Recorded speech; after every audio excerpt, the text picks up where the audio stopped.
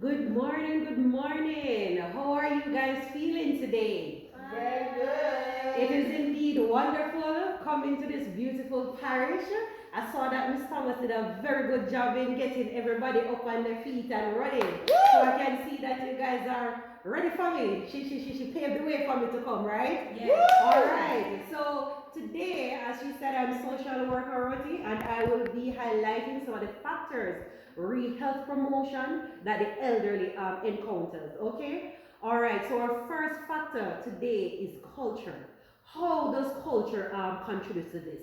So for this generation of older people, sex was often discussed as something private. You know, them never really want to talk about it. You know, it's something hush hush for the elderly. So many elderly people do not seek medical attention if they experience problems because they believe it is something that should be kept private. So instead, they choose to live with their problems, right? And we all know that, if they're having a problem and they don't seek help, what do you think might going to happen? The problem is going to escalate and it might turn into something else.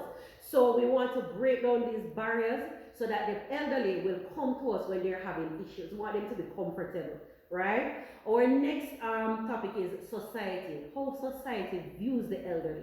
So society believes that sexual problems are caused by aging and they're normal and they're irreversible. And I'm here to tell you that that is not true. That is a taboo for the elderly, right? This can lead to them believing that appropriate treatments are not available or appropriate for them.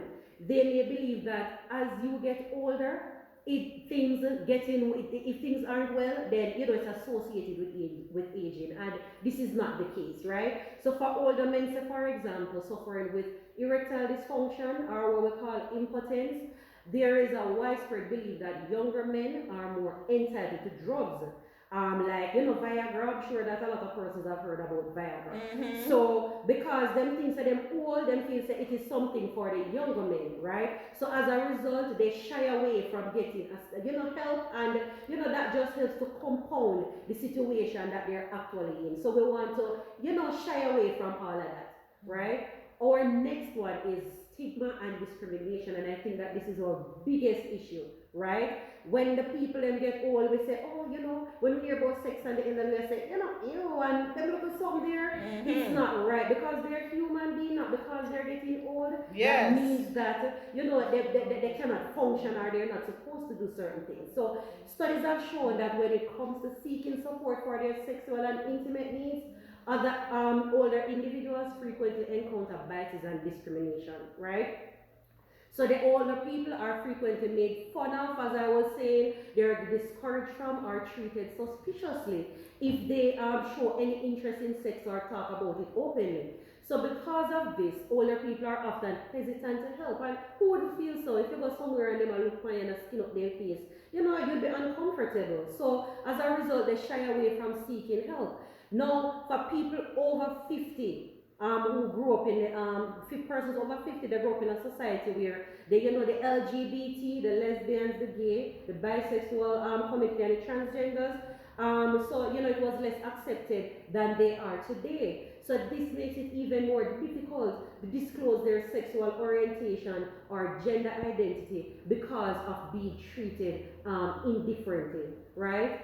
And we come now to lack of education and training of healthcare professionals. And this is a big issue because primary care physicians are frequently the first point of contact for senior citizens experience health issues. Yeah. And this including sexual dysfunction. And that is a very big problem, the sexual dysfunction. Yes. So as a result, according to the American Psychological Association, seniors and sex are not sufficiently explored. So doctors rarely inquire about a patient's sexual history. Doctor True, not true. about that. Because doctor said, boy, you know, have sex or whatever. Yes. Right? Yes, yes.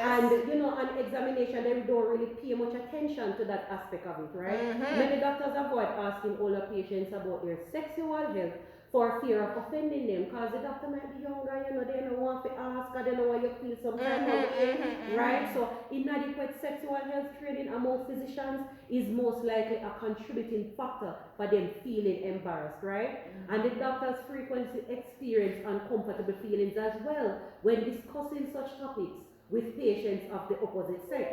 So as a result now, many of older people take over-the-counter supplements and that may interfere with their prescription and medication, which we know a lot of them might be on, right?